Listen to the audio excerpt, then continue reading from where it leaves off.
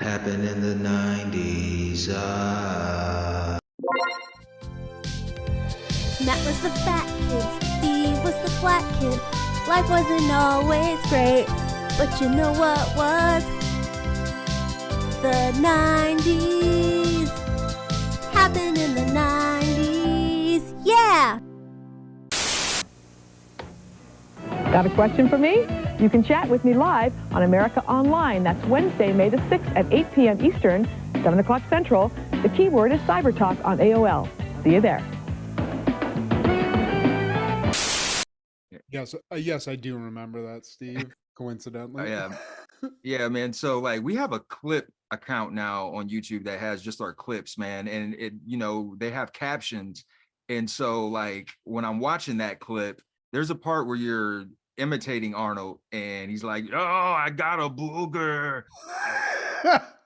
Because it's that close-up of him like with that little robotic thing in his nose, and it's just like, and that's what you said. And like, but the caption says, I got a blue girl.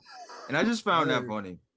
Yeah, I got a blue girl. If you ever watch any of the stuff because you can just put captions on for our stuff on YouTube, it's not great. If that's what AI is, it's not going to take us over because it can't even get the words out correctly, Steve. It says some pretty spicy stuff sometimes. Blue girl, I mean, I'm fine with that. Yeah, that led me to think, what if he was in Avatar? It'd be like, Avatar, I got a blue girl. James Cameron is my favorite. I was supposed to be an Avatar. They were going to call it Avatar. Arnold.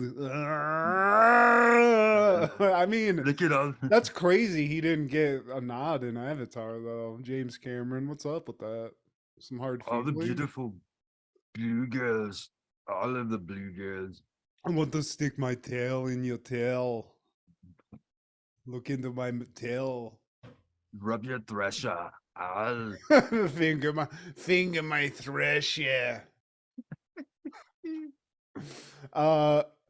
Man, I've been watching very related to the 90s, the Netflix American Gladiators documentary, Steve, and I know that you haven't seen it, so I'm not going to spoil too much here, but just, shocker, those people are all on roids and having a lot of sex and fun in the 90s, Steve. As they should. But I forgot, like, I didn't know the whole thing. Like, we were watching syndicated shows. That was a syndicated show that they created to make money. But, like, the Gladiators, like, I remembered some. I remember Gemini, like, the old black dude. But there was, like, some other ones that either got injured and didn't last, or, like, I remembered, but I thought they were on the show. There's one named Malibu, is like the surfer bro, dude. And, because that was later seasons. No, he was like straight one of the first 6, Steve. Malibu. Oh. And early on, shocker also here, the execs at the station weren't checking the safety of these games. Like, nobody really put any thought into the games themselves. So dude took like a hard shot in that cannonball game where you just basically did a rope swing into a dude. Do you remember that one? Yeah. He took a hellacious shot. I mean, the injuries that they were getting the first season were crazy as fuck. But yeah, he was only on a season. But dude put out a great promo after he took this shot. He comes back and he's like, I was just out. I took a righteous shot, bruh. And I just was like, woke up on the beach and with a brew in one hand and a tasty babe in the other. I was like, this is fucking Sid Vicious level promo shot. But highly recommended. You got to watch it. And also, dude, I mean, obviously there's a lot of sex appeal in the whole cast of this. But young Mad didn't even clock this. Maybe I wasn't like as into black chicks, but there was a black female gladiator named Blaze. I remember. Now Blaze, they go out of their way. She's like, yeah, maybe I was some of these white chicks were like skinny and just big muscly chicks. This chick had end table ass to the point they show a promo shot where she just has a glass resting on the top of her booty, and it's great, Steve. Yeah, that's by design.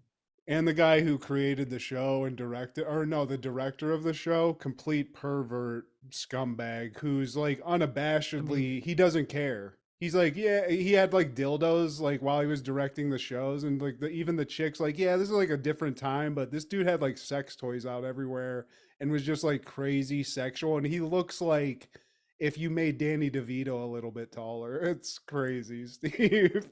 Very schlubby.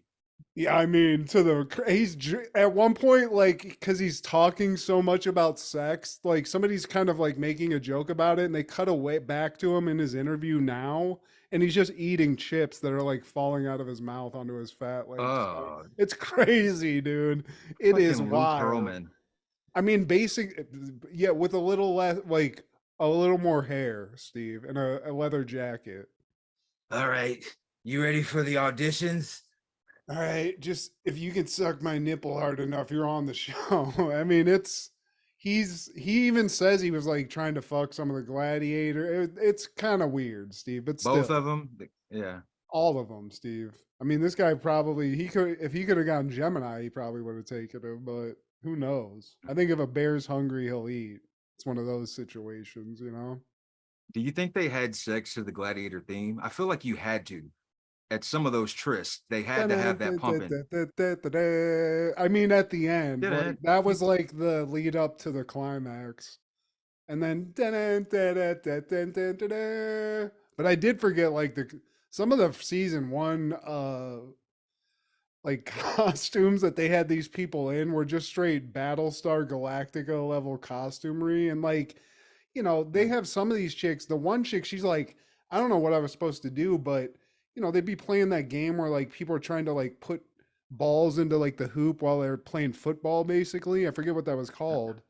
But this chick's titties just constantly falling out of the studio audience. I mean, if you were in the studio audience, you were getting a free show, Steve. So this is the 90s. Shit, all that titty. She got all that titty nibble, all that titty meat. Man, I want to give a shout out to Clark the Shark, man. I saw on the social medias that he just won a seat out there in California. I don't know what it was for. You might know. I think it's better like than I do. city council of something, or, you know. But he's a beast, Steve. Now we're about to be connected politically, so that's pretty dope. I don't know what his politics are. I know he is from Philly. But you know, shout out to him. And shout out to my guy Ron, man. He just had his fourth child, him and his lovely wife Deanna, man. So yeah, man, wins, man. And to piggyback on that, man, we just hit 3K over the weekend on Facebook. Funky butt loving. Please, yes, man. We appreciate y'all, man. That was one of the goals for this summer, to hit 3K. We still got a ways to go. Let's get to 4. Yeah, and let's hit Iowa and North Dakota and Wisconsin. Yeah! Word to T-Pain. Win. God damn it. Yeah, we need to throw that in. We need to get that clip in, like an NFL like promo, Steve. Get a little of that in. Get that what is that other song that they always play? It's like emo music, but it's hard. It's good. Panic at the I got a Disco. feeling. That tonight's gonna be. That gives me flashbacks from working at Universal Studios Hollywood. That played like every 15 minutes. I'd be like, "Fucking kill me, please."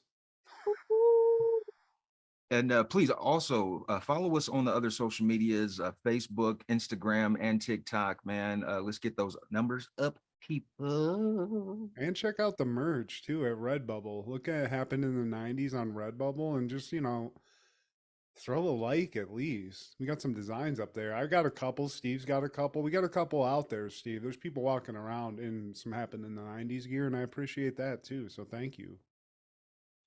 Go ahead and get yourself one. Last week, price-conscious shoppers were given a box like this to try. I'm Bobby. Bobby! They have no idea it's gained with bleaching. So she skunked them along in the mud and the dirt and the rain yesterday. And the mystery detergent got out that stain, huh? The mystery detergent sure did. I want to know if it's in the stores that I can buy it. Look at that. Change. Do you use store brands? I buy the bargain. What attracted you to those? Cost. So what if we told you this is really affordable? Would you switch? Definitely. It works much better. It smells fresh. I want to definitely switch. Hey, boys and girls, this is Steve G and Matt G. What happened in the 90s, a show where we talk about what happened in the 90s. So get out your pizzeria chips and your Hideo Nomo cards, because when we think about you, it makes us want to fart. I hope we never part, you fuck. Get it right, Steve. Think, and I wanna live, and I wanna think, and I wanna no. So now you're late, to Raji Henson, la la, Anthony. You know what's crazy, Steve, is that we've had so many episodes. You know, we're up there now. We're over 120. I forget what the exact number is, but I thought we had already covered this, and that's how we're getting to this point where we're seeing a lot of shows here. But old Matt, I mean, I thought we covered it. I'm glad we have him because this. I love going back to Camp Anawanna anytime we can, Steve. I miss Donkey Lips. I miss Budnick. He misses you too, Matthew. I'm gonna fucking fart on your face. Today, my That friend, sucks. we're talking about all things July 7th in the 90s. Starting off in 1990, Jetsons, the movie premieres. George Jetson is forced to uproot his family when Mr. Spacely promotes him to take charge of a new factory on a distant planet. Directed by William Hanna and Joseph Barbera, starring George O'Hanlon, Mel Blanc, and Tiffany. Tiffany was in this. Nice. Tiffany, and I think there we're was alone, right? I'm sorry? Was that I think we're alone? Is that who Tiffany is? She was a pop star in the 80s. I can't tell you any of her songs. I think that's the I think we're alone now trick. That's what I keep saying it. I'm not trying to say we're alone now, Steve. I'm not trying to make this weird, but I love this fucking movie. People applaud Goofy movie as like this 90s cartoon classic, and I throw this right up there. It's got a cute like alien thing in it that I remember. There's some sort of overtones of like you know, not fucking with the environment, because I think the thing in this movie is like what the Spacely's trying to like mine something and it's killing like a race of aliens, I believe, Steve. It sounds dark, but Yeah, and it's kind of like the whole corporate narrative. I think there's a part where his product, he figured out a way to spend less and make more. I think yeah. that was a part of the I'm story. sure that sounds about right too, you know. But at the end of the day, we get there's like a musical element because I feel like Jane's got like a thing for some alien pop star, if I'm not mistaken. So there's some cool music Judy. in it. What's that? It's daughter Judy, not Jane is the I'm wife. sorry, yeah, Judy. My bad. Yeah. But Judy's into some guy with blue skin. I remember that. She was into some dude Yeah. that looks like he's from that cartoon. Short. Fuck, man, I forget what it's called now, but whatever. I like this movie. I like this more than the Flintstones as a cartoon. This Same. I thought was pretty cool. It had like 3D graphics in it, so we were getting like to that era where they were starting to do that in animation. And as far as this goes, I thought this was great, dude. I always liked the Jetsons, you know. And it still holds up, man. I think that's one of the benefits of having a show set in the future. It makes it easier to be timeless, man. And I in the same boat, man. As far as comparing it to Flintstones, it's like Fred and Barney. That stuff was all right. It wasn't bad. Not a hater of it. But the prehistoric times compared to the future, where he's in space and he's got all these gadgets that are from like Marty McFly's days. And it's still like that simplistic future. Like everything, the car is just like a little pod with a glass roof and shit like that, you know. But yeah, I think it was that for me. Like, because I mean, essentially, the Flintstones and the Jetsons, if you strip away everything, it's the same thing, and one's in the future and one's in the past. So I think I'm with you. I think it was kind of the future vibe. But this movie, you know, this is obviously very early in the decade, but I feel like they kind of got some shit right that started to become like really mainstream a few years later. So I mean, obviously, what's the guy's name? Mel Blanc. I mean, he's not gonna miss. Yeah, and I mean, I believe this is his last project because he would pass away that following year in '91. This is also the last project with George O'Hanlon, who was the voice of George Jetson, he actually passed away while doing this. And Wow. this movie was released posthumously. Um, and the last project for William Hanna and Joseph Barbera, the last one that they directed or produced. Not a last, but I mean, killed it, and they got to use their IP and bring it into a new decade for new kids and stuff. And I win in all cases because I was already on this. This was a heavily syndicated cartoon. I don't remember exactly when I was watching it, like in a day or like what day it was. But I always love me some Jetsons. It's a good go-to. And that following year, July 6th, Salute Your Shorts is airing its first episode, First Day, or Michael Goes to Camp. During his first day of summer camp, Michael understands what occurs at Camp Anawanna. I mean, pretty blase description, but we get everything here, Steve. And to be honest with you, we get an explanation for the show that I really didn't know there was any explanation other than these are some weird kids that wanted to put their their underwear on a flagpole. So I respect that. We get a lot of origin story stuff, a lot of context. That's the first episode is supposed to do. I mean, that you got to interview everybody. But can I ask before we get into this? Did you ever have to go to camp, Steve? Because I was forced to Yeah. a couple of times in my life. What are your just general thoughts on being a kid going to camp? What are your Camp was always fun. I went to camp for school in elementary school. We went to camp for a program for school, and we went to camp for church. I went to church Um, camp too, Steve. Nice. yeah, Christian Bible camp. Weird. Weird looking back, but I was like a bitchy kid, so like having to be away from my family and my stuff, I'd always have anxiety. I remember we had a camp that I had to go to in Perrysburg. It was called Camp Store that we went to in sixth grade, yeah. and me and my buddy Hans for like 3 days out of like the 5 or 7 days we were there, were planning on how to get home.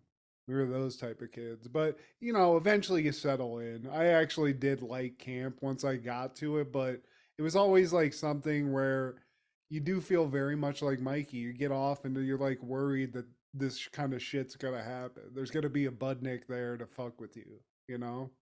Am I going to get bullied and teased and talked about my ears? Because Of nobody, course you will. you're going in cold. You go in with school, at least you know people. But like Christian Bible camp, that was a whole new thing. When you don't know anybody, yeah, you're definitely going into a weird thing. And I don't know, man. Does like this kind of shit even exist? I wonder. Are Of kids course. going to camp? Because this seems like a legal liability that a lot of people in modern times wouldn't even have the. They don't want to do this shit. You know. Matthew, Jesus loves his children. But the bus arrives and Michael gets off, and he's the first person we're introduced to. And Sponge, he comes along and he tells him that it's a big mistake coming to Camp Anawanna. Most of us are here because we have no other choice. We're we have no parents legally. They're throwing us here. Like this seems to be. It looks nice, Steve, to me. You know, I'm not hearing any like Jason noises. I'm not seeing any of the telltale signs that somebody's gonna die here. So I like But that. you but you do see a ginger, not only ginger, but a ginger mullet. So Yeah. I don't know about you. I'm fine with it, but I know you like No, that's I like mean, immediately I'm zeroing in on that and being like, "Hey, who's the demon over there with the fat guy?" it's I like an see him. He's allergen. got donkey lips too, and they're both mugging Steve. They're here to just like intimidate at this point. This is the first day of prison type shit. Yeah, exactly. They're trying to scare anyone straight, and Fish. they're the muscle. Yeah, they're the muscles of like Camp Anawanna. And Bobby Butnick, that's his full government. He introduces himself to Michael. Shortly after that, he pushes him down, and we see him and his cohort, Mr. Donkey Lips. So they both take his bags and proceed to put his boxers up on the flagpole. And Sponge, his newfound friend, I guess, he suggests that Michael stands at attention, clicks his heels, and salutes his shorts. There you go, Steve. Dun dun dun dun dun. Dun. We run, we jump, we swim and play. We row and go on trips. I'm not gonna go through it all, Steve. I could. But I mean, speaking of fire We, theme songs in the '90s, Steve, '91, we're getting this. We're getting all. We're just revving up. we just started the fucking decade, man. Shit, Steve. I mean, whoever this is, and to be honest with you, I'm almost 40 years old, Steve. I'm never gonna forget this song. I don't know if it's the repetition or what it, just us loving the show, but yeah, man. Salute It to just whoever wrote this. If it's Ugly or whoever it is, I don't know, but somebody wrote this banger. and shout out to Ugly. Kirk Bailey was the performer, and I believe he's the first casualty of this cast. He passed away late last year in December due to lung Damn. cancer.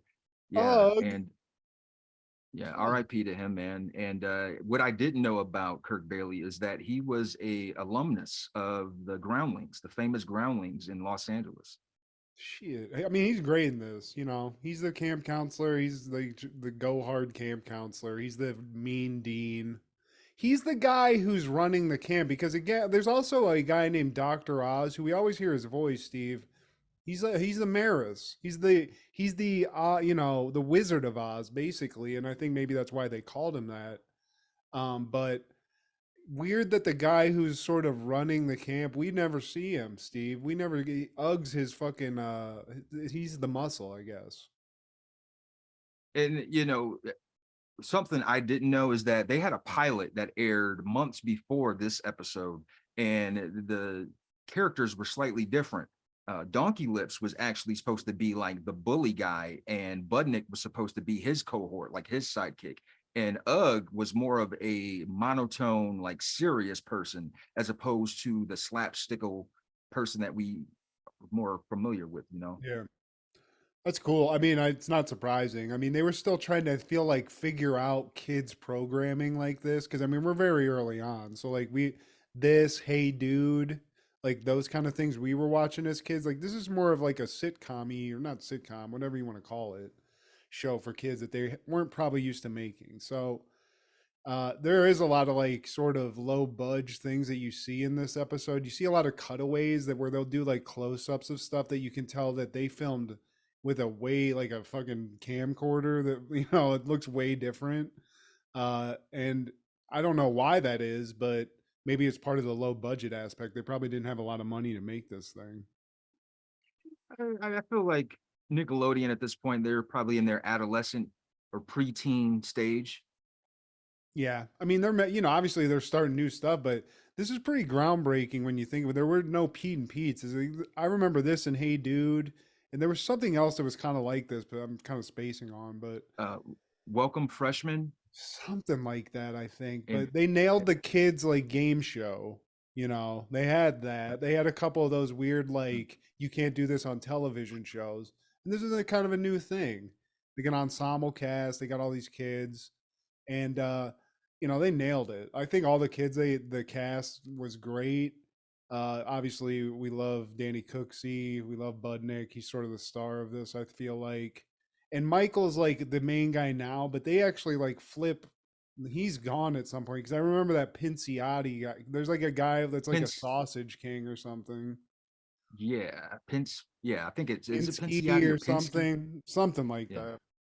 And But now we're in the cabin, and we're formally introduced now to Eddie Donkey Lips Gelfin, and he can hock a loogie 8 feet in the air and catch it with his tongue. Nick's my best friend. Him and I are brothers. This guy, I mean, Donkey Lips mildly, special. Budnick's he's the brains, Steve. This kid's fucking. Yeah. I didn't realize how much of a G this dude is because he's like, look, kid, I'm running this thing. If you want anything, he's a very like mobster mentality guy. He's like, whatever you want, I got this, I got that.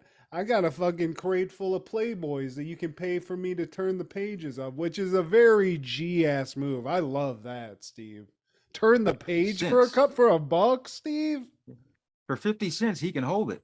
Shit, ew. I don't know how he hasn't thought that one through a lot, but he's got a crate full of Playboys or Playpen, but I love that there's just kids with porno in a Nickelodeon show. I love that. That's the 90s, Steve. Fuck it. Hey, for me, we had one under the tree. And Michael gets the bed with the big stain on it that like I'm not too sure about. And You there's know. a smell of dead raccoon in the atmosphere. Yeah, and he's like, okay, guys, which bed do you want? You know, obviously, you guys, he knows that he's gonna get fucked with, you know. So he's like, which bed, this or that, and he chooses the wrong bed. But I love like Donkey Lips is like, like the prank for a guy who's trying to G you for like 50 cents for a Playboy is real kind of like blasé, I have to say. You know, step it up, bud, Nick. You're charging people for Playboy shots, but you're just making a guy's bed collapse. Like, that's pretty dumb. Come on. Well, Matt, he's about to get roasted, toasted, and burnt to a crisp. Crisp. Hey, we're bad guys, right, bud, Nick? I love it. I love it. It's so that shit is so corny, but it's 1991 and corny is okay.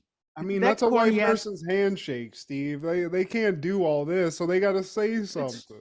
You know, It's very Schlitz gay. hell yeah. And then we Very. go over to the girls' bunk, Steve. We get to meet them. There's Dina, who's like the diva chick. She's the little like wannabe model chick. Everyone loves her. There's I used to love Telly, her. who's like the tomboy. She's the black chick. She's a little hot. I'm not gonna say hottie, but you know. Okay, I there used you to go. love her too. Exactly. I still do. There you go. And then we got Zizi, I think, is like the nerdy Sarah Plain and tall chick, I believe. And so, you know, we get to meet these are the characters. You know, we've already met Ugg. He's a force. We got the girls, we got the guys. And really, Sponge is here to like be like the nice guy too. I like Sponge because he's the kid you meet at school the first day who's just like the kind kid. He's Yeah. everybody. I have no friends. So like any new person coming off the bus, hey, let's connect. Like you play board games, I do too. Like I know a lot about computers. Anything like technology, you could ask me. Like let's be cool, please. Please love me. Um, and then you know, but Michael and Budnick, they're button heads, Steve. You know, he's really kind of worried at this point, Michael, that he's gonna be like the camp bitch. You know, he's like, this guy's already stolen my underwear. I should just fucking pound this guy in the face. You know, and I think Sponge is like, he's gonna. I mean, I don't understand the like fear of Budnick or Donkey Lips. It's like Donkey Lips is you're not. I mean, his threats are like, I'm gonna sit on your face and fart. It's like, shut up, dude. But keep in mind, man, this is a kid's show. So like even from personal experience, in hindsight, there were school bullies who couldn't do a push-up. They were just big. And just because you're like, oh man, and you didn't feel like fighting, like you got your mind on turtles and like what happened on like Raw last night. You know, this caught me off guard. You want me to give you my lunch money? Here, I don't feel like you're a lot of pounds. I don't feel like having to push through. And then in hindsight, you're like, man, I could have fucking like, I'm too quick for him. I could have like stole on him and fucking did a juke move. exactly. You know, like, but that's what's in Michael's head. He's like, I could clearly just like fuck these people up, but you know, for whatever reason, he's like holding back. There's like a baseball game because this is like the first day of camp. So like now there's all these like meeting things. They're gonna play baseball. So like in the girls' end of it, the girls don't really want to play except Telly, who's the tomboy, and she's just basically gonna be like an Olympic athlete, Steve. She's like, I'm going to play. They go to play. And now Michael's like, man, you know, one, I want to impress the ladies, but also I got to do something to fucking fuck with this fucking redheaded menace over here too. So, you That know, mullet. he goes to bat, Steve. Telly's at the mound and she's throwing high heat. She's gonna strike him out, which this is a nightmare as a young guy in the 90s. You can't get pantsed, get your shorts saluted, and then strike out from a girl, Steve. Hey, but this isn't any just regular girl. This is Telly Eckersley shit. Yeah, hell yeah, Steve. She's got, I mean, like I said, she's got high heat, and Mikey almost fucking fucks it up, but I do think he fucking nails it. And doesn't he? I forget how this ends, but he embarrasses Budnick. You know. Well, for one, Donkey Lips is the shortstop, so that lets you know that they're short on people. They're just trying to work with He's what they got got. wheels, Steve. He's one of those fat people that can move. He can close the distance. Oh, Mhm. this is what happened. But Mikey hits it, and through a series of like bad errors, gets to like third base and gets into pickles. Steve, we're in a pickle sitch. Between Bud and Donkey. And yeah, man, he ends up just like running into him, just like fuck this guy. Ugh. Yeah, I mean, he says fuck it. I mean, you could try to. He dekes around Donkey Lips, but he throws hands at Budnick, and they get in a fight. And you know, you can't be fighting like this in camp, Steve. You end up in camp jail, which is exactly where him and Budnick end up. And Ugg has them hold water pails. That's their form of punishment. And Again, this is very like juvenile detention center shit. This is like what they do when you like in the 30s when you misbehaved in like child jail. back in the girls' cabin, or is it the boys' cabin? Either way, the girls are around Michael and they're just jocking him. Telly likes the way he swangs that thing, and Dina just thinks he's cute. I mean, they're loving it. They're loving all things Mikey. And you know what? Budnick can sniff that out. He doesn't like that. He's supposed to be the camp heartthrob, which, dude, you're. Hey, hey, I hey, mean, hey, that's even Donkey Lips is gonna get it before you do, Bud. But, he's getting all the attention. And Budnick is like, this is a weird like strategy. I wouldn't have popped into my head, but I'm not an evil genius. Budnick's like, here's what we do. And it's almost like something that him and Donkey Lips both know. They're like, secret society. Like having a secret what? So Budnick's gonna create a secret society, Steve, and somehow this is gonna like circumvent Mikey's drip that he's got on Camp Anawanna, but I didn't see it at this point. I didn't know what the plan was. Yeah, they got this little skull and crossbones thing going on. And also, like Donkey Lips, he's kind of a hater too, because while they're swooning and wooing all over Michael, he tries to talk to Dina and she says, your breath smells like a wet diaper. He's it like Donkey Lips, after that, he's like, one day I'm going to ask that girl out. You sure will, Donkey Lips, and we're going to cover it on Happened in the 90s. Yeah, We it's gonna talking. happen. But Donkey Lips, this is a fat kid energy, Steve. He's pining for that. He wants to get with the hottie. It's not gonna happen because Mikey's gonna get in there. But Secret Society mission, full effect. Um, and now basically I forget exactly how they initiate this, but they get Mikey in on it and Sponge because I mean they're in the same bunk, Yeah. so it ain't really that hard to communicate. But they're like, "Look, guys, you guys really want to get in on this heat? You really want to do this? Take this camcorder and get some footage of the chicks." Which I was like, "Is this like a Porky's situation? Pretty What's much. going on?" And they Uh, have to come back with souvenirs. which is very serial killer esque. And coming from a redheaded like demon seed, I definitely see that kind of energy. He's becoming like a cult leader in the making. Um, but for some reason, why does Mikey agree to this? Fucking Steve, I don't remember. Is it like they're gonna get in trouble, or I forget Well, why? they give them ultimatums because Mikey even asked, so like, what if we get caught? Well, Ugg will send you home.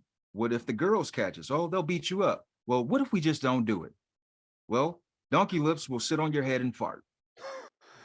And I mean, you do want to avoid that at all costs. There's a lot of like medical issues that could come about from that, but that's all it really takes. And Mikey and Sponge agree to this. But you know, Steve, word travels quick in a camp like this. Camp Anawanna, there's a lot of talking heads, and the girls already know about this. You know, Dina Steps obviously she's ahead. a gossip queen, but somehow word makes it to them that the boys are coming to ransack their place. So they set up like a weird. It's not quite Home Alone. Well, it is really kind of Home Alone esque when you think about it. It's pretty much every trap all in one, and I do love that. It's pretty ingenious. And it actually predates Home Alone. And even though the girls know about this, Dina, she goes to sleep with makeup on because she's just a diva like that. Hell yeah, Steve. You never know when fucking Mike might be coming in or who. I don't even. That's kind of weird, but um, they're not concerned. I think even Zizi's like, why are we gonna go to sleep when we know these people are coming? And they're like, they have this whole like string alarm thing set up, and it's very Walking Dead. It's very Home Alone-ish. So they go to sleep. Mikey and Sponge go to be, maybe sexual predators. I don't know. They got a camcorder and they're looking to ransack some girl's bunk. So they wander in. Ugg's sort of, searching. He's looking for kids making out in bushes, doing whatnot. He's out there. So they got to deke and move. They got to play Metal Gear Solid with this dude. But they somehow do get into this entrapment level trap that these chicks have set up. They get over the strings. They start stealing stuff. I think they get a diary. They get ZZ's diary. They get Dina's makeup kit, and they were about to take Telly's baseball mitt. But Mike was like, I can't do that. He knows how important it is to her. So they end up taking her glasses. Which, damn, like, that's pretty important too, guys. But also, they're sort of under heat because they make a little noise, and Uggs, well, I think he's like right outside, unfortunately. So he comes in to a teenage girl's bunk. I feel like that's sort of questionable. Also, they need to have a female camp counselor that's doing this. But especially with Ugg. Yeah, and he's searching around with a flashlight, looking at each chick. Mikey and Sponge are hiding under a bed or under collective beds, and Ugg sort of they would have gotten away with it, but part of the trap is a time delayed dollar bill that falls down on a string, which, I mean, this is genius level trapping, Steve. Like a dollar, like this is, he'd already clocked all the strings, but another one falls with $1. I mean, that's clearly not dangerous. This is just coincidental. I'm going to take that dollar. He takes the dollar, Steve, and lo and behold, there's a whole egg throwing contraption. He gets egged and floured and feathered, Steve. Might as well tar him too, goddammit. And while all this is going on, it gives the boys an opportunity to escape. So they actually did get away with it. No face, no trace, no case. How did he not see them move though? Like he didn't see them leave or hear them go, "Let's go, Sponge, let's go." But not only that, why didn't he move? Are we overlooking that? He just stood there and took all of the treatment. He stood there for the tars and the feathers. He stood there for the eggs, and he stood there for this cannonball luggage bag that just boosted him out of the fucking That's cabin. the one where I was like, how they even set that up? Because it's literally like a big ass punching bag that they got like hung vertically on some kind of pulley shit. So maybe this is like a camp for ingenious kids, like for like it's like Professor X camp, maybe. I don't know, but yeah, they really fuck his ass up. And I mean, the visual of him flying out the door, Jazzy Jeff style, feathered to the fullest, like it looked like a hard shot, Steve. I gotta say, it was a great stunt. They said those feathers actually got stuck in his throat for like hours after that. Oh, I mean, egged, feathered, and then Ugg goes, Mike, Sponge, they get back to their bunk, and Budnick's being like weirdly like accommodating to like, he's being friendly, and it's weird. So, but Ugg comes back fully engulfed in schmutz and schmutta and gobbledygook, and he offers like, I'm sorry, a bribe of some pizza, I believe, and a milkshake. Which, I mean, I'm surprised Donkey Lips wasn't all over that immediately. I think he was plying to the fat kid. He was asleep. Yeah, true that. And Budnick's like, I ain't talking. Nobody talks. So Ugg leaves, and it seems like, at least in terms of the crime, they're not going to do any time, Steve. It seems like they got away with it. Budnick had some hood logic, man. No snitching rule, man. I mean, this is like a prison camp because it is very much like, you got to either make someone your bitch or be a bitch the first day. I mean, that's really why this is all happening. But they do walk away with the diary. They do walk away with like a picture, like a Polaroid, I believe. And they think they have Telly's glasses, but Mikey's like, shit, dude. I fucking drop them shits, which I'd be like, dude, you're on your own. If I'm Sponge, You're this is lucky. where the friendliness goes out the window. I'm like, dude, I tried my best, okay? But this is some fuck up shit. So they go on a search for these glasses, and Mikey does find the glasses, Steve, with his fucking foot, of course. In this giant fucking place, he steps on the glasses. And Michael, he actually offered his boombox for Budnick to help him. He's such a hustler, that Budnick, man. And he didn't even really need his help because he found the glasses in an unfortunate way, and now he's just stuck out of luck. But he's a good guy because he's like, man, this is fucked up, dude. I fucking fucked this person's glasses up. But like any kid, even if you do feel bad, you don't want to get in trouble. So the next day, they're like sitting around, and Ugg comes in, or no, I forget what happens, but like, go Well, ahead. Telly comes in with her swim goggles. She That's what had it to is. default to that because her glasses got fucked up. And Budnick tells Michael, "Hey, man, I know of a culprit. We can blame someone else. I'm in this thing with you. Secret society, man. All we got is us." And Budnick, he just blames the nerd that was sitting by himself, and they're about to give him the awful waffle. And Mike was like, "What the fuck is an awful waffle?" Sponge just whispers it to him. And Mike was like, "No, no, no, no, whoa, whoa, whoa. They do that here? Oh, stop, Yeah, stop, come stop. on, Hold the guy. I presses." thought that was only in Thailand shit. Yeah, man. Like, before y'all do that to this innocent kid, you know what? I did it. Yeah, I gotta just rewinding. Awful waffle sounds like some shit that some dude, like some shitty frat bros would do. Like fucking awful waffle, dude. First guy to fucking nut on the waffle or whatever it is. It's some weird like Van Wilder shit. And that kid was like the special needs kid. Also, he looked like he didn't know what was going on. It looked sad. Yeah, it did. I felt And, bad for the and kid. that's Budnick, Steve. That's the evil of a redhead. But they're trying to protect Michael, and he like you said, he fesses up.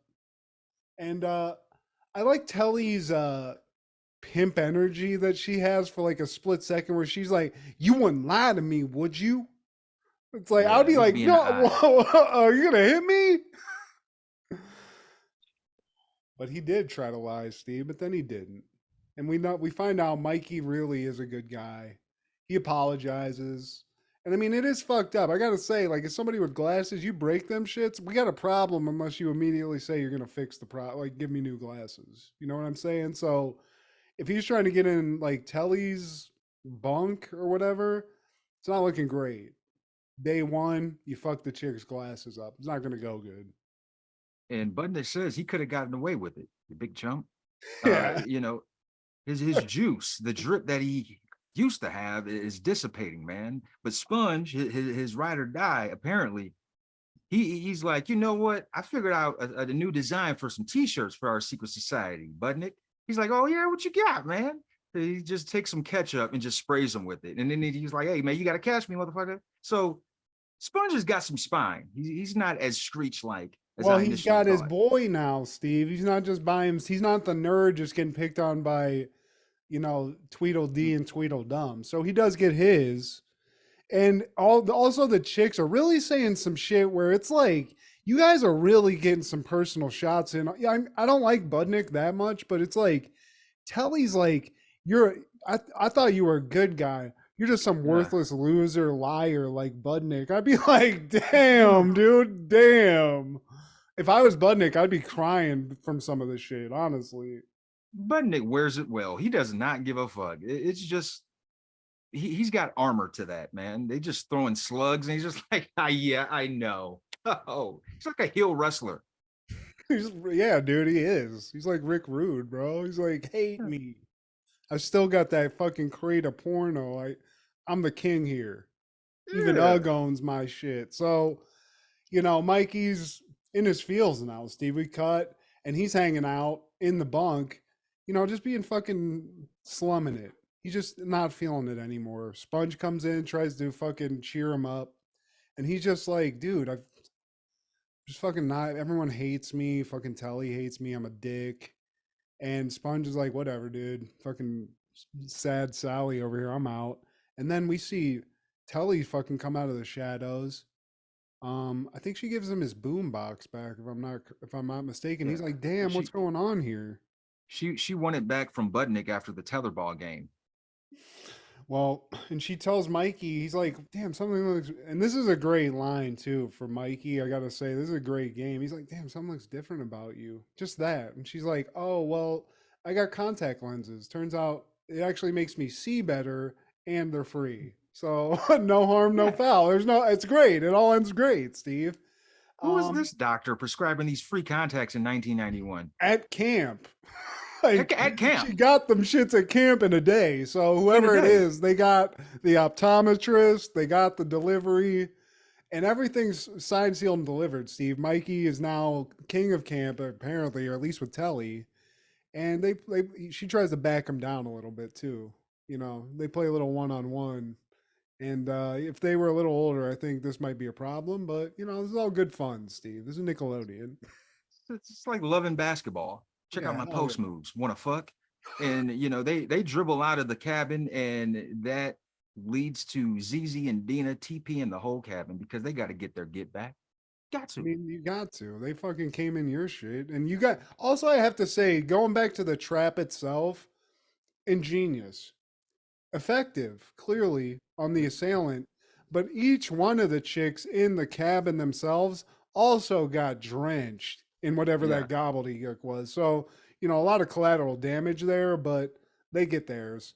And first episode, Steve, they said you said they shot a pilot that we didn't get to see, but Yeah. um, for whatever reason, man, like Pete and Pete is my favorite show. That's like a comedy show for kids like this. But this is a close second, and I love that we got to watch the first episode. It's a good one. Well, Pete and Pete lasted longer, so you know you got more room to grow. Whereas this one only lasted 2 seasons, I believe. When I also 91 feel and like Pete and Pete had a skew that it was more they could go to a wackier level with it just because of the weirdness of the show. Where this, is pretty much what we got here over and over again in different ways. But we get all the hitters, and I mean, salute your shorts. Hopefully, we get to watch a bunch more because I love me him donkey lip, Steve. he loves you back too, Matthew. Not as much as Dina, but that following year, 1993, Yell releases Vagina Diner, and I mostly remember Yell from "Put It in My Mouth, Put It in the Mouth," said "Put It in My Mouth." But In my mouth, this in my is not what I expected. Vagina Diner, besides being a great title for an album, like the dude is actually spitting. It's got that early 90s vibe. It sounds like he might have recorded it in a basement, but hey, it's the early 90s. Puff Daddy ain't here yet. The glitz and glamour and gloss, it's still 92 or no, 93. So the dude can spit. call it Vagina Diner. I'm gonna check it. I saw this jump out. I haven't listened to it yet, but I will be. And salute to anybody willing to name their album Vagina Diner. I'm into it. So regardless of quality, great marketing. And on that same day, U2 releases Zooropa. And I tried, Matthew. I fucking tried. But man, this is I feel about U2 the same way you feel about REM. Just no. No. It's like a toddler telling a toddler to put their toy down. No. I just Yeah, won't. I mean, there's some songs that it's like Journey, where if you hear it, it almost like it's like a nostalgia thing that you remember it. But I don't like you too. I mean, I like the song that they did for Batman Forever, but you know that's only because it had Batman attached to it. Like I just don't get it, man. Oh, you gotta listen to no. But I but do you know, you like gotta I do like the South Park take on Bono. I love that.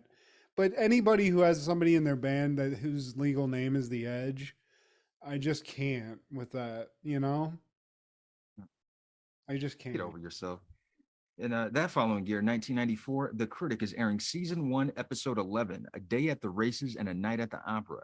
Jay tries to help Marty find something he is good at, and Duke promises viewers $100 each if Jay can't make them laugh.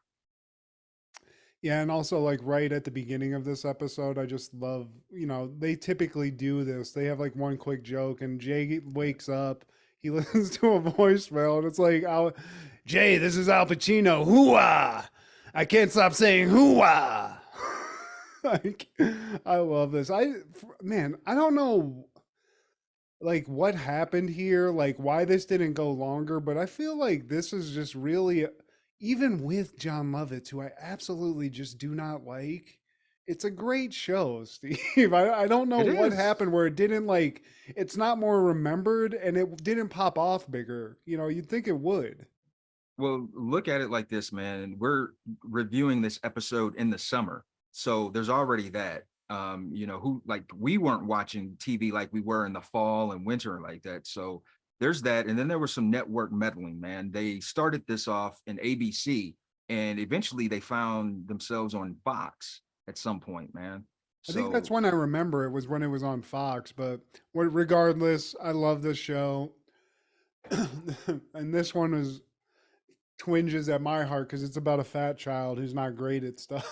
So I Marty's, can yeah. sympathize. Um, but Jay does the actual opening of the show is Jay doing his show, and we do get a great movie review where he's reviewing, I think, a sequel to Silence of the Lambs, where it's basically the two main characters living together, and it's basically Did You Eat the Kids with Hannibal Lecter, I think, something of that nature. It was great. And Marty, like you said, he's no good at anything. And Jay, being the dad, he's always trying to cheer him up. Look on the bright side of things. I didn't think I was good at anything until I became a reviewer of shitty movies. Yeah, and one thing that is sort of hanging over this episode is like a through line is that Jay is, his boss is always on his ass. And Duke's like, your ratings suck. And he's like, well, what am I going up against? And he's like, look at this. And actual video footage of the laundry machines doing better than he is at the ratings. And people send money in for the laundry machine. So he's going up against that. His son's feeling bad for himself. And Jay goes like after this field day event, which I think all schools did this, but Jay's son goes to like this model UN school that's like filled with these amazing kids. He sucks at everything. He does a shot put, and I remember like the girl's name was like Testosterona or something, but like he's just getting bitched out, like you said. Um, the African like head of the school completely just always is shitting on Jay's kid also and has like a really bad sense of humor throughout this episode where it's like this guy is like traumatizing these kids. And I love that energy too. He's like, this kid is fat. Ha ha ha ha. For life. Um he's not setting these kids up for success, but he does take his son out for like a you're doing good kid dinner. And we meet Vada, I think, who is like the the restaurant owner who's his buddy and his son. And I love his son comes out and he's like, Jay, your appetite is so big. We went on vacation or they bought a yacht or something. So like the Sherman family is just getting it on all ends, Steve.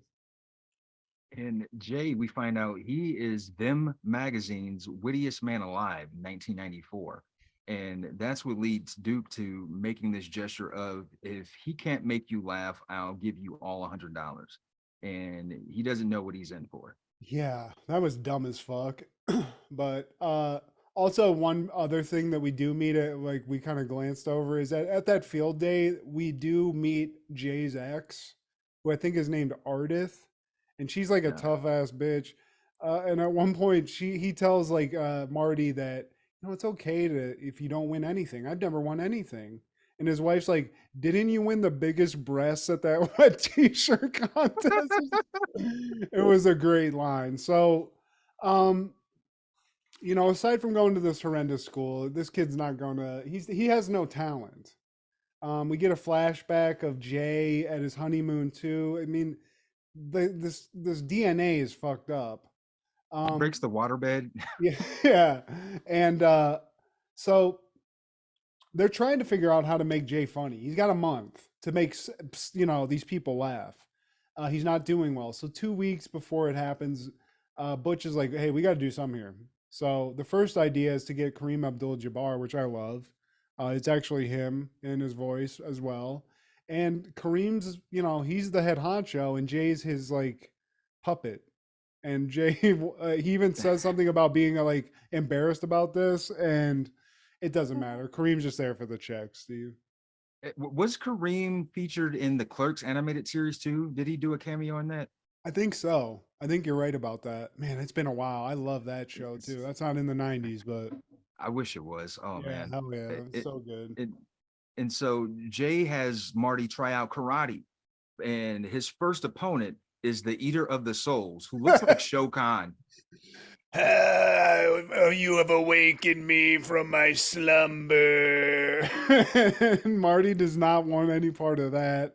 So Jay's like, you know what? We're in a big city. Let's just change up the drip. Let's change the fashion up. And we can change the look and just, maybe change our luck. So they go to a big and tall, which, and again, fat memory. This was the nut shot of being fat. You already hate going clothes shopping. Then you got to go buy fat clothes at the fat store. But Jay's so bloated that it hurts. So bloated that it hurts. Like he's in there and his son is just not feeling it, other than uh he can do like this weird yoga stomach thing Stevie figures out, but immediately some chick's like, ooh, look at that fat kid. And then they ended up going to Guitar World for long-haired draft dodger proprietor. And Jay tells him, see there? Musicians don't have to be handsome. 2 words, Lyle, love it. And Marty says, well, I thought he was handsome. Oh, no, you've got him confused for John Lovitz, which I totally agree with. I do like that. Nice one, John. So now Marty's got a guitar. He sucks at it, like everything else. We do see Jay hanging out with Ardith at their home while Marty's trying to play a guitar. She's pissed off, which great, like get back at your ex move, buying like a drum kit or a guitar. I love that. Um, And the upstairs neighbor is pissed off too. He's like, turn that music down. His teacher told him to practice. I am his teacher. so they're worried. This kid's already teetering from, just jumping off a cliff. But he's gonna do Yankee Doodle Dandy, I believe. It's some shitty song at this UN talent show that they're gonna do. So if the field day wasn't enough, the next week they got to do this. And also coming to a head is this whole Duke promising everyone $100 for Jay making them laugh, because Jay ain't making anybody laugh. People are now rioting because they want this $100, including Jay's mom and dad, who he's like, Mom and Dad, I haven't made you laugh. And they're like, no, not at all. It's my money and I want it now. It's called the Jayola scandal. And one old lady, she says, even his roach spray doesn't work. They just make the roaches look like Jay Sherman.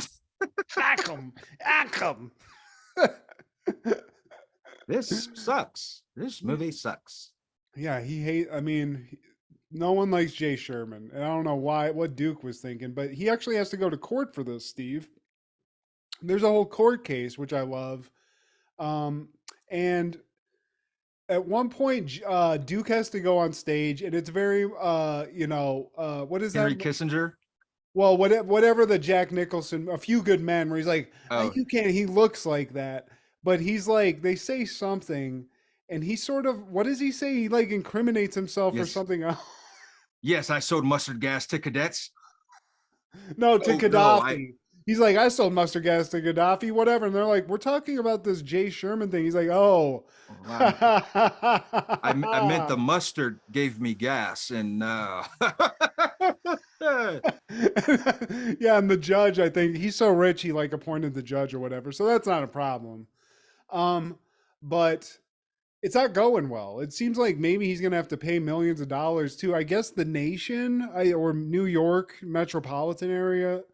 And but Jay has to come up to the stand. So Jay approaches the bench, bends over, I think, splits his pants, and makes everybody laugh. So case dismissed, Steve. It's as easy as that, you know. I could walk a mile inside your pants. And then so we have the annual talent show, and we got Jay Hendricks. He's going to do his Yankee Doodle Dandy. And but first we have an Iraqi impressionist, and he does this Tony Curtis speaking honestly about U.S. policy. And he does a Johnny Carson to boot. Yeah, it's a whole thing. Everyone loves that. I mean, Marty's being put at the back of this thing, and everyone before him's a hitter, right? Everyone's doing great. That guy, then some Spanish chick that's like a little Carlos Santana Wait, comes out and starts like wait, plucking some strings. wait, come on now. Before we get to Andrea Hernandez, the focal point for me, the reason why I wanted to cover this episode I after wanted to let you do it, Steve. I'm sorry. after the Iraqi impressionist, we have the boy who used to be a girl. Oops, it used to be a secret. And he's going to dance and sing his country's national anthem. Dee dee bee bee dee dee boo bee. And they laugh. And the one of the guys, he's singing of all the people who died in the earthquake, fire, and famine of 1805. Oh. Dee T dee T bee B bee B. dee dee boo bee. Oh man. How could you not laugh, Steve? I'm sorry to the nation, but it would have been hilarious. I wouldn't have been able to help myself. Oh, you can't help He it, would have man. won to me if I would have awarded that kid the medal. But we do get the Carlos Santana chick, and I do like she's playing an acoustic guitar, but then it turns into an electric, and she just starts shred citying it, Steve, and she steals even the song that fucking Marty's gonna play, which I think that's like some subliminal war shit. You know what I'm saying? She's trying to fuck with him.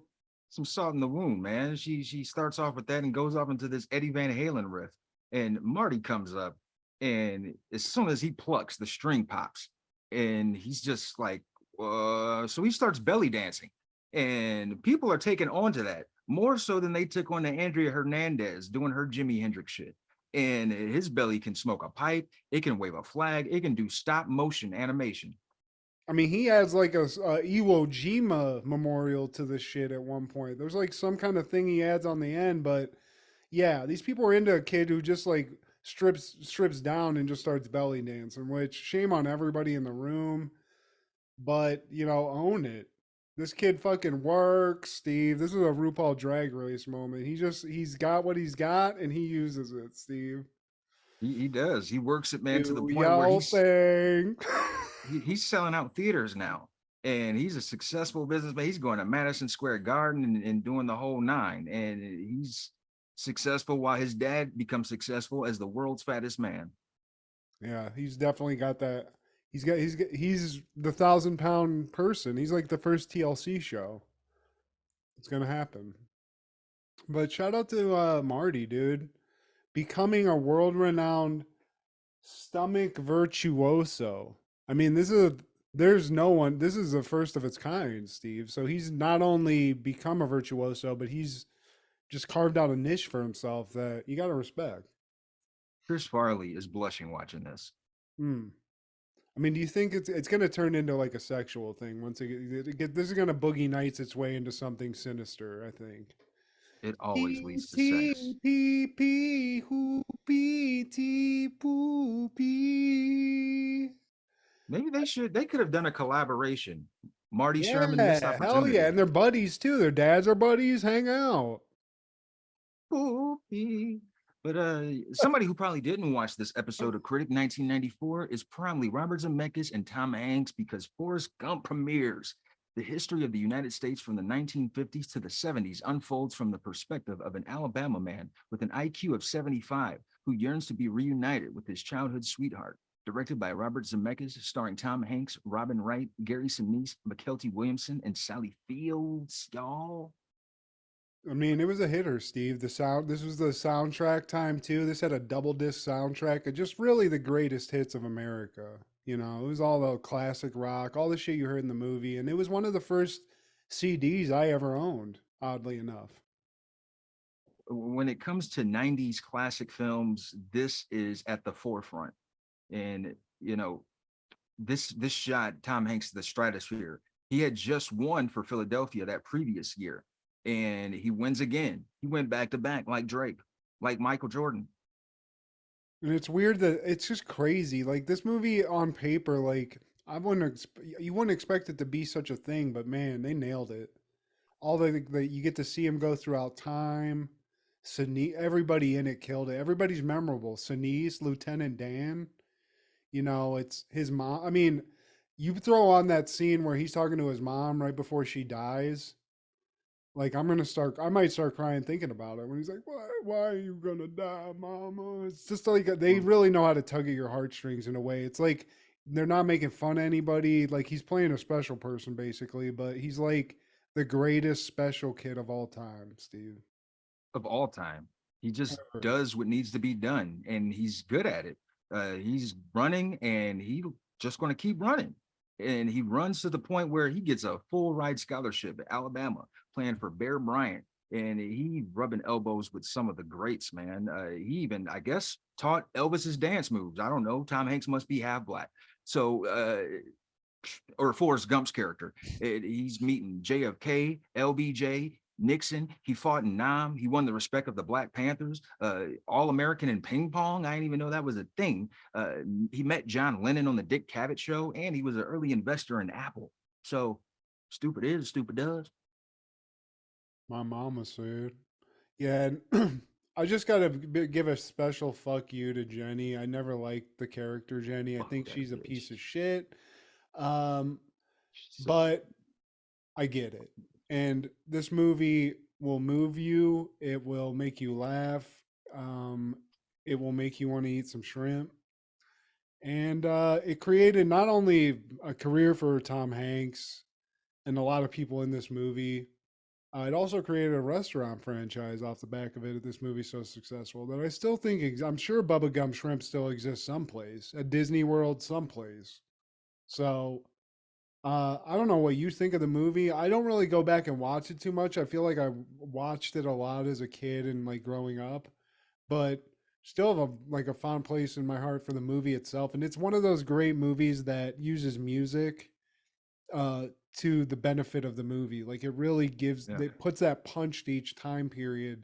And I think that's why the soundtrack's so good, you know?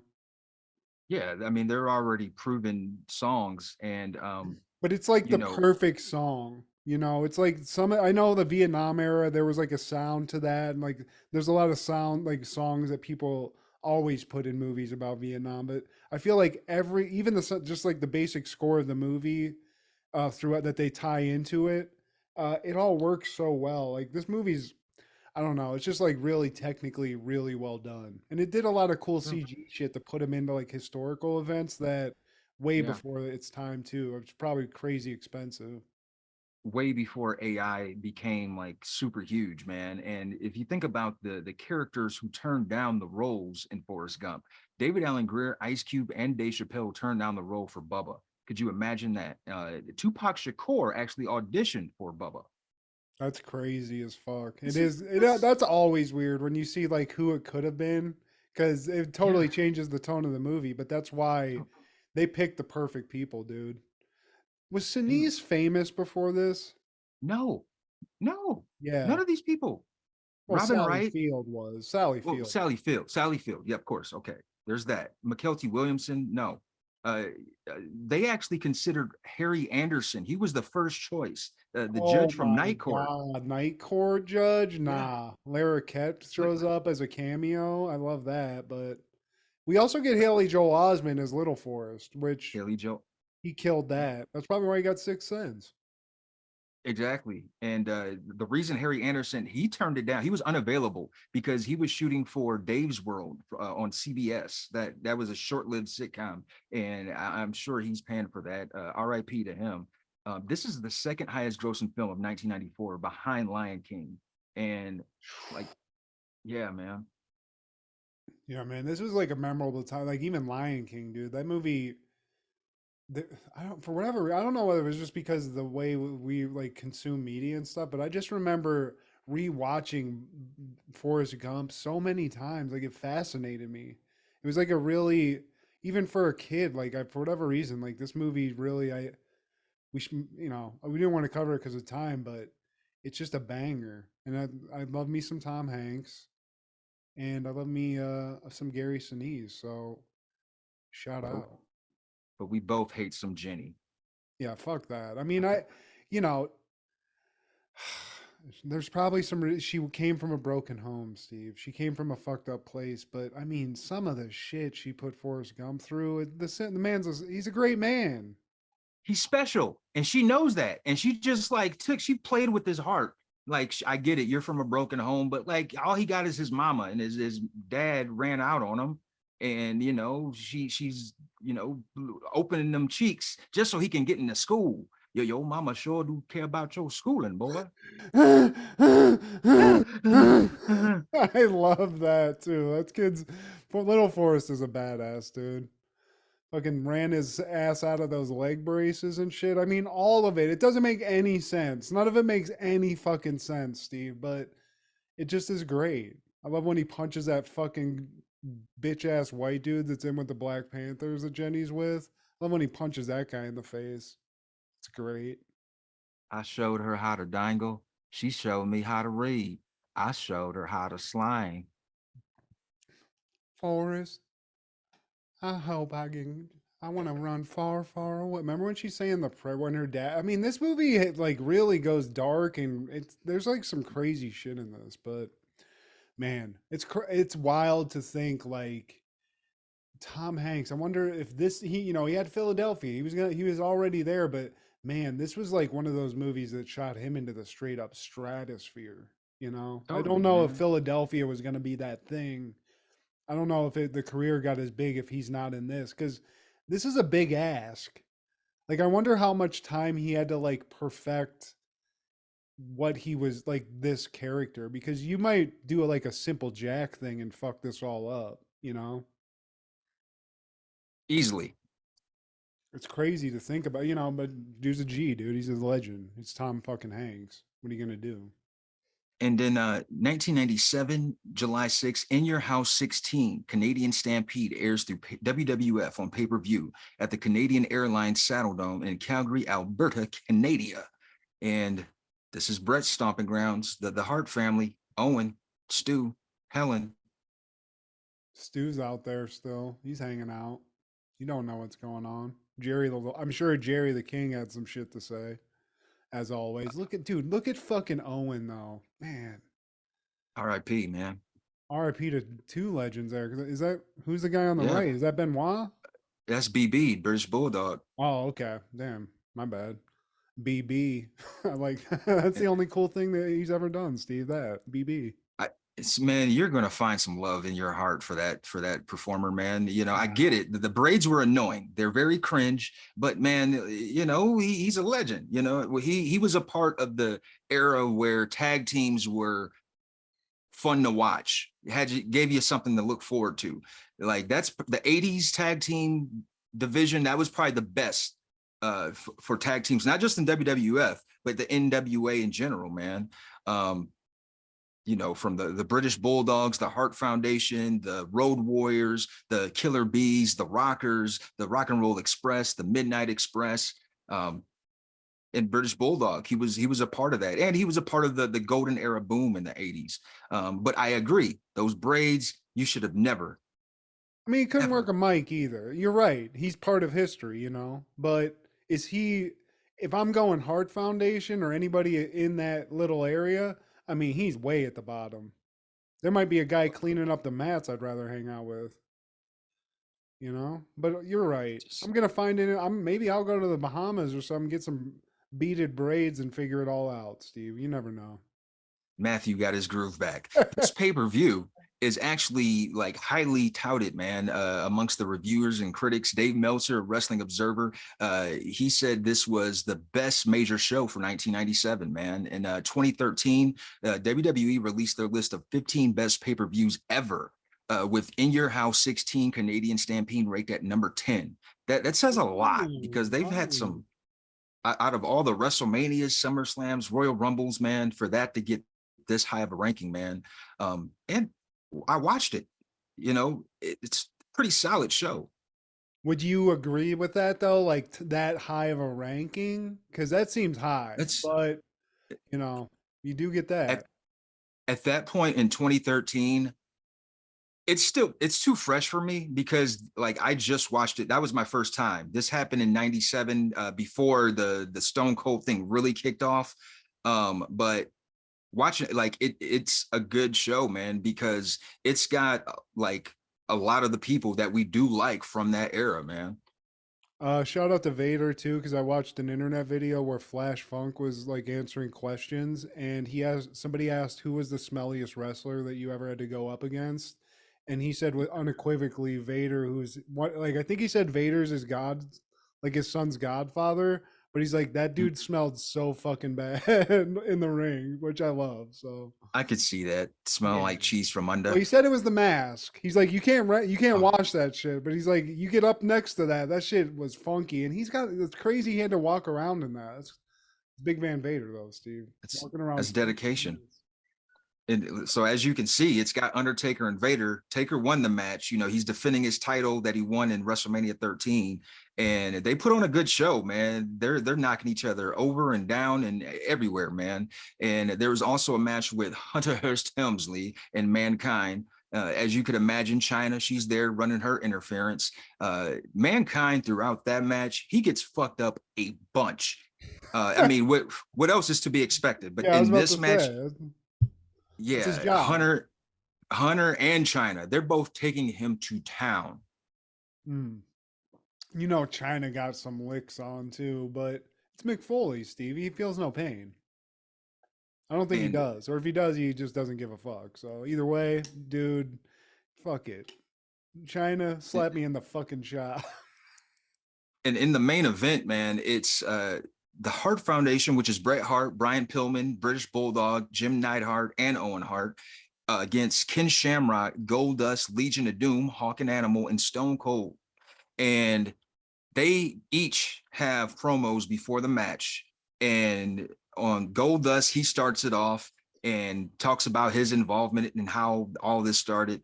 Hawk and Animal, they both have their words that they have. When it's Stone Curd, maybe that's a new character. Stone Cold's turn to talk. He says nothing, just walks off. He's just with the shit, and I'm here for it. And this is like a Bizarro World pay-per-view because it's in Calgary. You know, Brett and those guys, they're booed at this point in America. Over there, they're just fucking kings. Showing their titties and everything. They're the national animal, I think. The Hart Foundation. That's the national bird. They're in their homeland, man.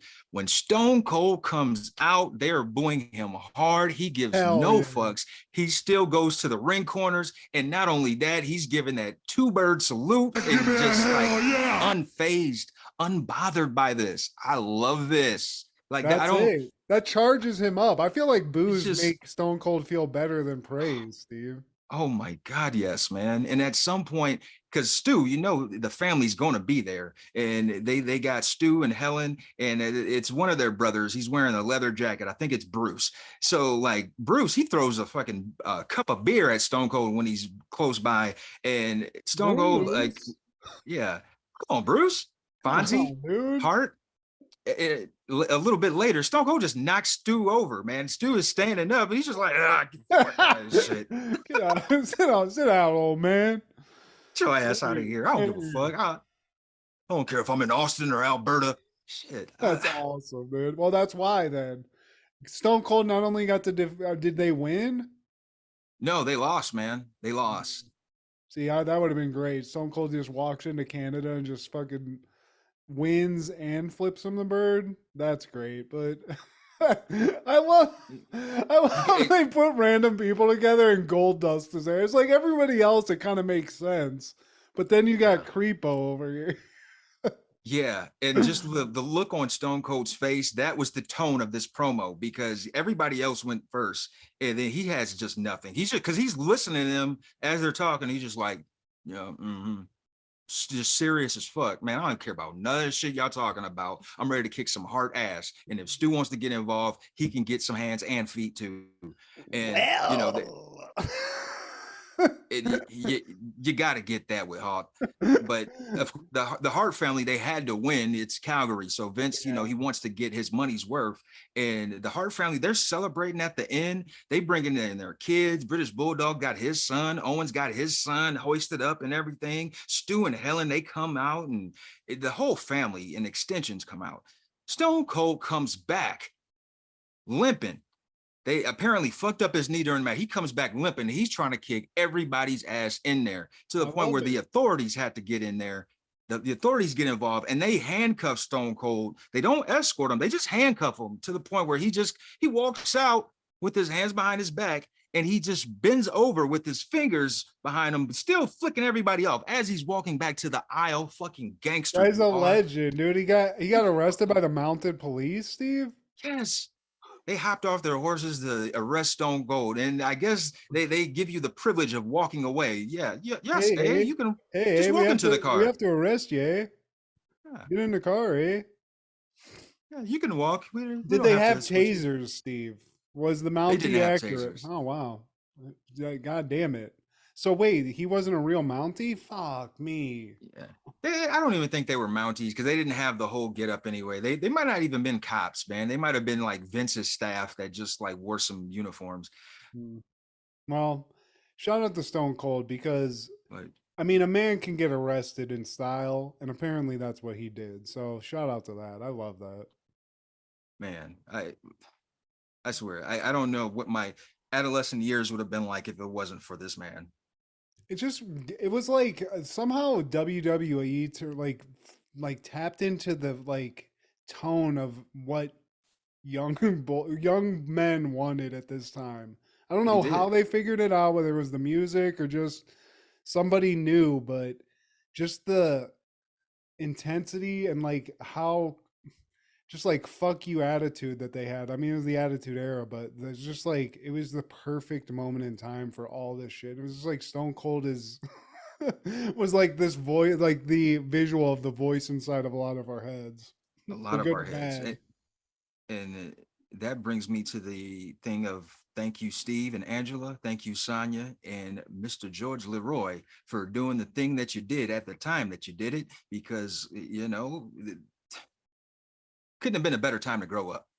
Yeah, right. I mean, especially when you're like looking back on it now, it's such a nostalgia time for us when everybody's so into the 90s and into like the time when we grew up. And it really is like there was a lot of fucked up shit going on and all the bad stuff, but the good stuff was so fucking good. And like whatever it was, like I just feel like maybe it's because we grew up in it, and I'm sure everybody always says this, but I don't know, man. I think we were like the last generation, Steve. We're the last good generation. Everything else is trash.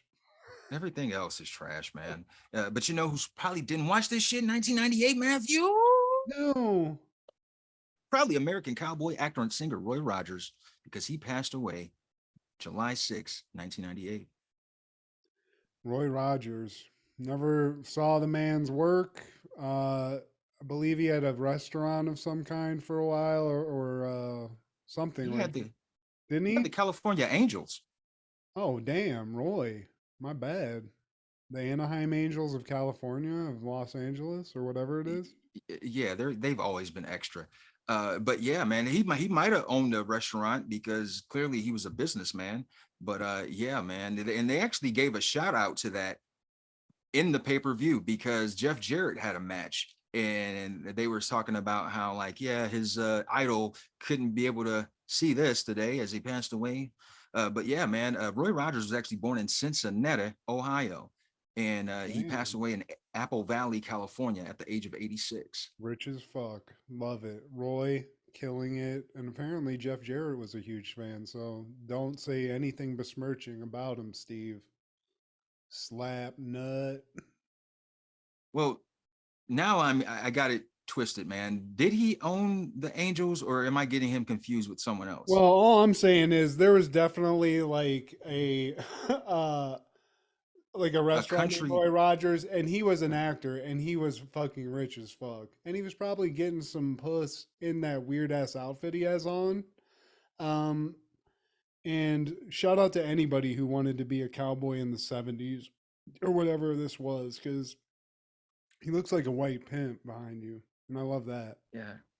Yeah, it's kind of like what Arthur was wearing in that episode of Larry Sanders Show. I don't. This is the era of like Hollywood that I don't really care too much about, like the Bonanza shit and like all that. Like, Yeah. this was just before our time. But Roy Rogers, this was like one of those names that even people of our age remembered. He was that famous. Any callbacks, honorable mentions, or conspiracy theories you'd like to share? I just want to give a shout out to Blaze, the American Gladiator that I mentioned with the end table ass, because again, like you need to watch this documentary, Steve, if only for the still shot of that glass on it. Yeah. But as a whole, I forgot about how much I loved American Gladiators. I forgot about some of the games. And I would love to, as an adult, be able to do this. Like, if I could do American Gladiators now, I would at least try out because I think it would be fun. It's like Discovery Zone for adults. Man, go up against those PED users, man. I don't know. Oh, dude. Good luck. There was one dude that they like mentioned. His name was Titan. It was like a big ass black dude who was only in like a few episodes because he went off. Like they were like, Roid Rage is real because like this was not scripted, but there weren't refs that were like trained in American Gladiator rules. So I guess like he took something personally and physically like chased a ref during a taping off of the set because he was so pissed off. And people Wow. like even in this documentary are like, yeah, it was kind of freaky. Like it was scary, so we had to let him go. Yeah. Grand opening, Um, grand closing. yeah, but American Gladiators, watch the doc, Steve, because you're gonna love it. I can't wait to talk about it with you. But what about you? Anything going Uh, on? Any outbursts or anything you want to apologize for? well, in 1998, WCW is airing Nitro. Um, and man, let me reverse this. Uh, I said Roy Rogers passed away the same day as In You Your don't. House. You don't I have got to him fucked reverse up. this, Steve. Roy, he's dead. He ain't gonna. He ain't gonna say Look, nothing. yeah, he passed away in 98. But anyways, WCW Nitro is airing in 98, man. And this is the one where they had at the Georgia Dome. Goldberg finally gets the world title. But what I forgot was he had to do a preliminary match against Scott Hall. And Scott Hall had taken some time away. And at this point, Scott Hall, he's kind of looking like saggy, man. Like that alcohol is getting the best of him. He's not looking like his like cut up self, man. I So hate that. Goldberg had to make an example out of him just so he could face Hogan, because Hogan for a while he was just like, I'm the champ. I could say who I could fight and who I don't want to fight, brother. And I can't remember what the stipulation was, but it was like, no, you have to fight Goldberg. He's won the privilege of facing the champion, blah, blah, blah. And Goldberg finally makes history. And I remember it being a big deal. I wasn't a fan of it because I'm a Hulkamaniac forever, even Hollywood. And but Goldberg was a thing, and he struck gold up to a certain point with this. Well, I mean, for whatever, I'm the same way, dude. I'm a Hulkamaniac forever. But I remember, Goldberg was a thing and it was like cool when they first introduced him. He was like a juggernaut. But that like turned for me pretty quick. Like I got annoyed with the whole like undefeated shit. I don't like, it's like Superman. It's like, there's no movement in this character. I don't need this. I'm not impressed with this, you know? So shout out to Goldberg. Like he could kick my ass. He's a badass. But this was why, you just said why I didn't like WCW at this point. It was kind of like being ousted by WWF because they were cooler, but the Scott Hall, like the only time I got to see my favorite wrestler was them just shitting all over him. And I know he's fucked up and like doing a bunch of fucked up shit, but it's just like, man, fucking, why you got to play Scott Hall? I remember at one point, like they just had him like come out and like puke on somebody because he was too drunk to fight. It was just crazy, dude. So they fucked up. Yeah, man, like making people's personal lives into the storyline.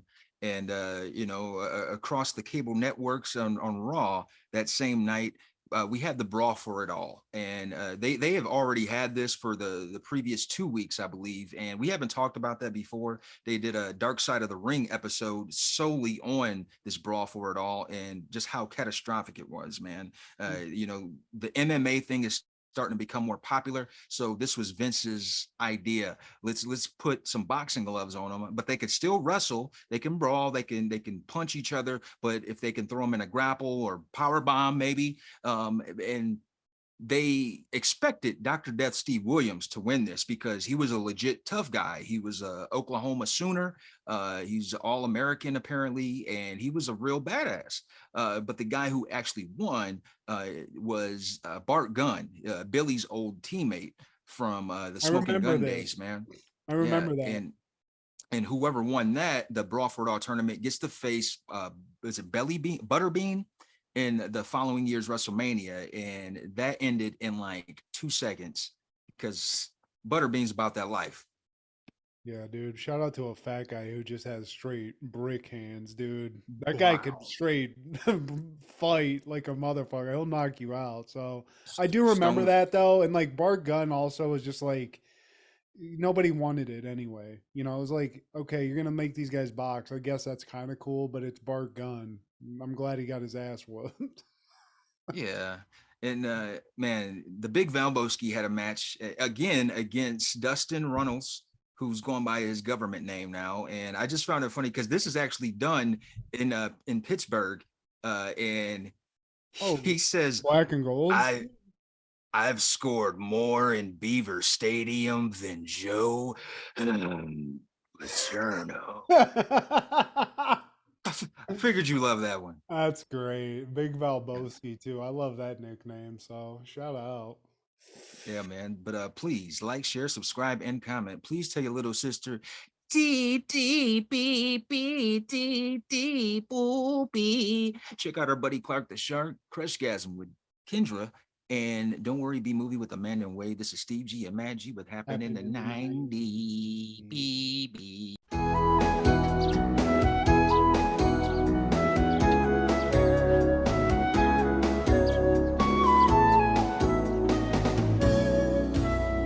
Beep, beep, beep, beep, beep, beep, boopy.